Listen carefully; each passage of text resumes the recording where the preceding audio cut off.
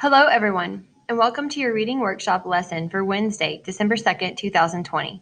This is Ms. Phillips, and thank you for joining me today. The materials you will need for this lesson are your pencil, your reading journal, and your My Book, pages 340 through 350. If you don't have these supplies, go ahead and pause the video to collect them, then come back and press play.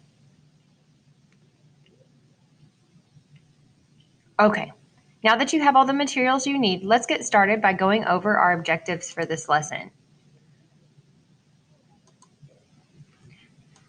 I will review and explain how readers synthesize.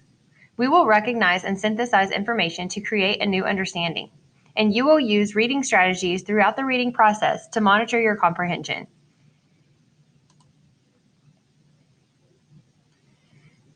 Readers, you are about to read an excerpt from a longer work of realistic fiction about a family whose life may or may not be very different from your own. When you begin reading a story, you bring what you know from your own experience, and as you read, you learn about new experiences and ideas, so your thinking may change. You synthesize when you put together new ideas with what you already know to think about things in a different way. You gather what you know plus what you're learning, and it equals a new understanding. Your initial ideas or thoughts may change as you read a text. Today you will practice synthesizing as you read The Good Garden. You're going to be reading The Good Garden. This is a realistic fiction. Realistic fiction tells a story about characters and events that are like those in real life. The events in realistic fiction build on each other to keep the plot moving forward. Realistic fiction includes characters who act, think, and speak as real people would. It is set in a place that seems real. Realistic fiction includes dialogue or conversation between characters. Think about the title and genre of this story.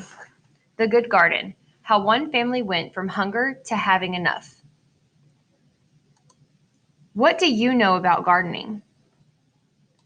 What do you want to learn? When I say go, pause the video and write down your thoughts into the Set a Purpose bubble on page 340 in your My Book. Go now. Okay, did you answer those questions? I hope so. When answering these questions, you're stating what you already know and what you'd like to learn. This will help guide you when you're synthesizing new information.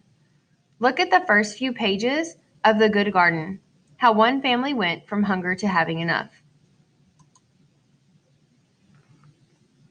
What do you think this story will be about? Go ahead and jot down your thoughts into your My Notes section of page 341 or in your reading journal.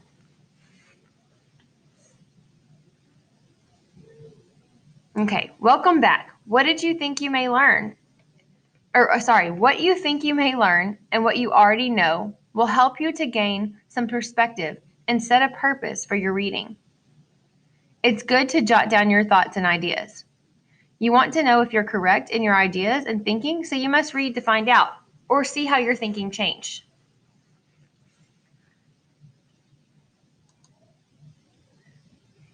I want you to pause the video when I say go and read page 342 on your own, then come back to press play. Go now.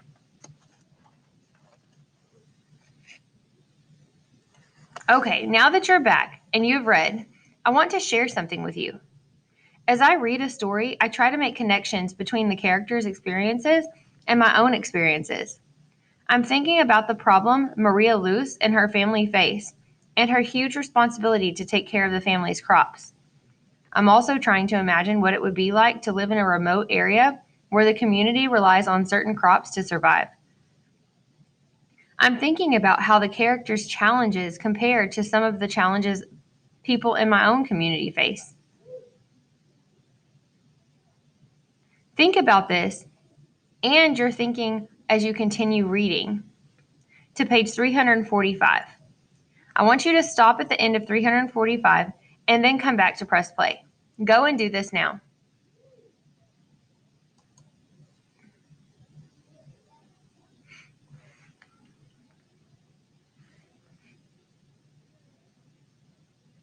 Welcome back. Now that you've read, I want to ask you a few questions about the text. I want you to think along and take notes as I work you through these answers. How does Don Pedro respond to Maria Luz's warning that the land has gone bad? Think about that. And then how does he plan to feed the soil?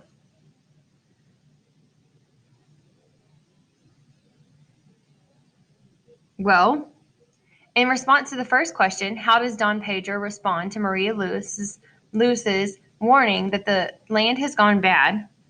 We can find from the text that he decides and he responds that we must feed the soil and make it good again. This is the solution that he comes up with. How does he plan to feed the soil? Well, we can tell from the text that Don Pedro plans to use the corn husks and bean pods to create food for the soil called compost. Now it's your turn. I want you to continue reading The Good Garden, pages 341 through 350 in your My Book. Then when you are finished, complete the Good Garden Check for Understanding Google form.